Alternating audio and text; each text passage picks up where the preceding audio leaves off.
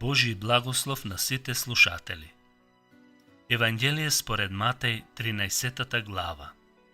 За сеачот. И му пристапија учениците на Исус и го прашаа: зошто така им зборуваш во споредби? А тој им одговори велејќи: затоа што вам ви е дадено да ги знаете тајните на небесното царство, а на другите не им е дадено. Зашто кој има ќе му се даде и ќе му се умножи да има уште повеќе, а кој нема ќе му се земе и онаа што го има. Затоа им зборувам во споредби, зашто гледајќи пак не гледаат и слушајќи пак не слушаат, ниту разбираат. И над нив се исполнува пророштвото на Исаија кое вели: со уши ќе слушате и нема да разберете, со очи ќе гледате и нема да видите. Зашто му закораве срцето на овој народ, нивните уши тешко слушаат и нивните очи се затворија, да не би со очите да гледаат и со ушите да слушаат и да разберат со нивното срце, па да се вратат и јас да ги исцелам. Но блажени се вашите очи што гледаат и вашите уши што слушаат, зашто вистина ви велам, многу пророци и праведници посакуваа да го видат тоа што вие го гледате и не го видоа, и да го слушнат тоа што вие го слушате и не го слушнаа.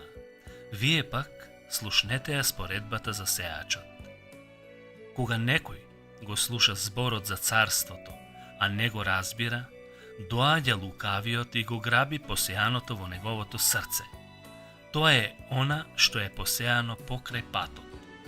А посеаното на каменесто место, тоа е оној кој го слуша зборот и веднаш со радост го прима.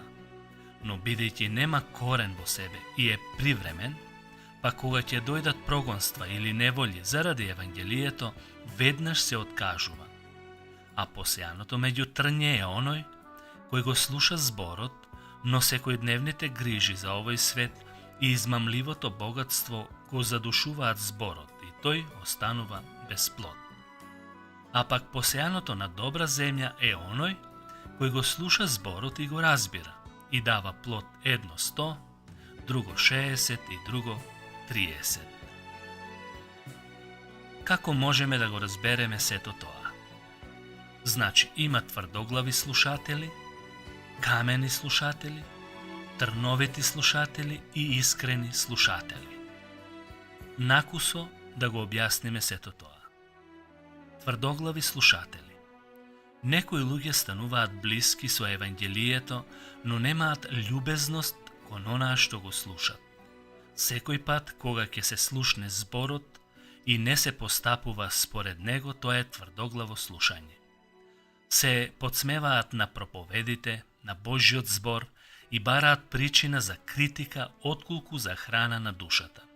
Црквата постанува предмет на гласна или тивка критика, отколку место на искрени молитви, на славење на Божјото име и меѓусебна љубов меѓу браќата и сестрите. Глупавото озборување го зазема местото на добриот род, што треба да го донесе семето што е посеано во срцето. Ваквото семе е штетно и неплодородно.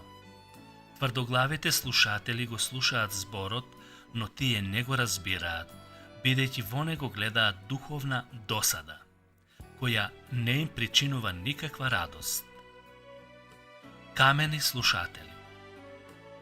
Тие зборот лесно го примат. Површно и емоционалните срца го слушат зборот само тогаш, кога не им причинува нешто што може да им донесе неволја и страдања.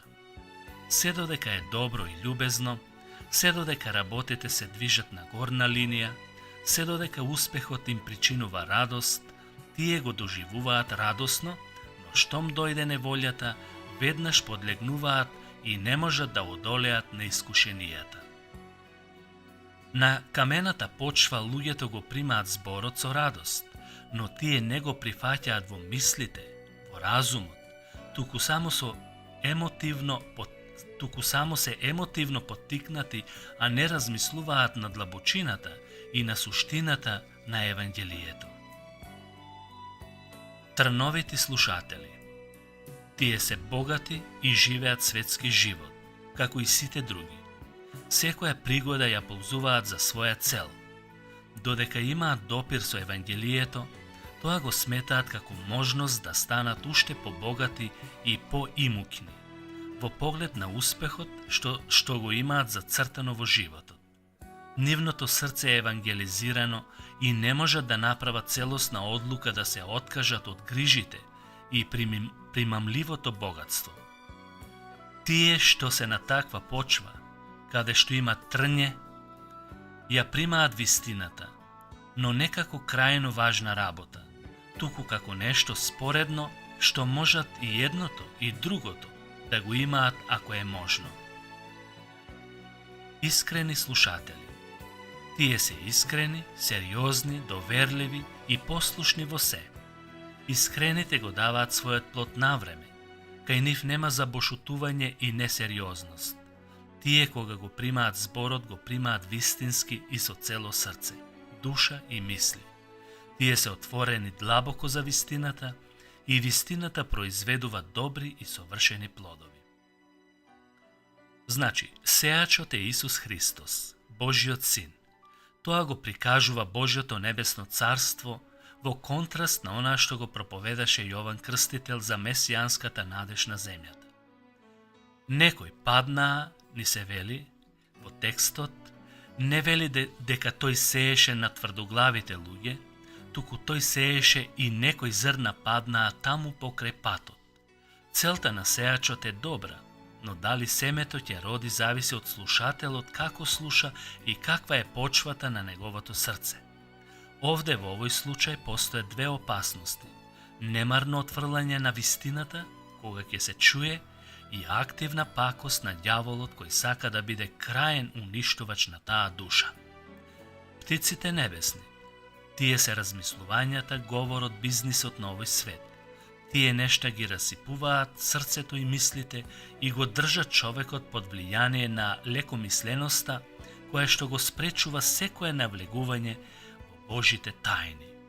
Значи, тие што се тврдоглави, беше изгазено на патот. Тие имаат своји навики и свој неменлив карактер. Нивните срце се силно грешни и отпорни на секоја вистина. Срцето не го поднесува здравото семе. Тоа е штетно семе кое лежи на површината и не прави моментално ништо за да донесе плод. Тоа многу бргу исчезнува од почвата. Но благодарение и на таквите срца, кои кога ќе дојде семето во животот на некој човек, кој што е спремен и го отвара срцето за Господ, тогаш тоа раѓа плод. Едно 60, едно 100, друго 30. Дали сме од таа категорија на слушатели, што ќе родиме достоен плод за покаяние и да станеме вистински Божји деца, спасени по Божјата милост, кога го слушаме Божјиот збор. Нека му е слава на Господ Исус Христос, кој дојде на овој свет да не спаси од нашите гревови и да ни даде вечен живот. Амин.